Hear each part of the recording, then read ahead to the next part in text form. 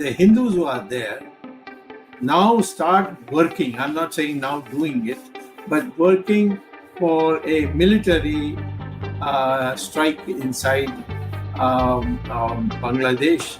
হাসিনা ওয়াজেদ প্রধানমন্ত্রী হিসেবেই ঢাকাতে শাহজালাল এয়ারপোর্টে নামবেন। বাংলাদেশ থাকবে না বাংলাদেশ, আমি বলছি না। Today, we are diving into a critical and complex topic, the disinformation campaign against Bangladesh by Indian media and political entities, particularly those aligned with the BJP. In recent months, as Bangladesh undergoes a significant political transition with the fall of Sheikh Hasina's government and the rise of an interim administration led by Nobel laureate Muhammad Yunus, a wave of disinformation has surged from Indian media and political leaders. First, some context. Sheikh Hasina, who ruled Bangladesh for over a decade, resigned following mass protest accusing her of authoritarianism and corruption. The interim government's focus is on constitutional reforms and democratic elections, but this shift has rattled some in India. Why? Hasina was a staunch ally of India, particularly the BJP government, often supporting their geopolitical goals in the region. Her departure has led to narratives questioning the new government's legitimacy with claims of rising extremism and persecution of Hindus in Bangladesh. Let's talk about the role of Indian media. Channels like Republic TV and figures such as Arnab Goswami have amplified claims that Hindus are under attack in Bangladesh. But how true are these reports? Fact checkers including Boom and AFP have debunked many such claims. For instance, videos of attacks on Hindu communities were found to be either fabricated or unrelated to the events in question. Yet, these false narratives continue to spread on social media, inflaming tensions. So why is this happening? One reason lies in the BJP's domestic and regional strategy. By portraying Bangladesh's new government as anti-Hindu, the BJP reinforces its Hindutva narrative back home, appealing to its voter base.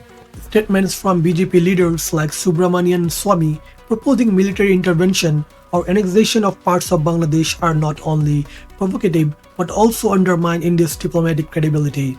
Such rhetoric aligns with BJP's agenda of using Hindu identity as a political tool, even at the cost of regional stability.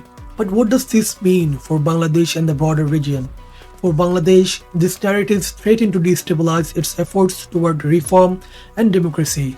For the region, they risk souring India-Bangladesh relations, which are crucial for trade, security, and cultural ties.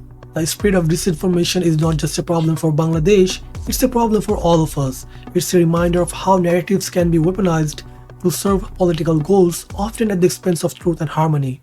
The main reason I made this video, cause I've been seeing a lot of misinformation like all over the internet. I've seen on YouTube, I've seen on Twitter.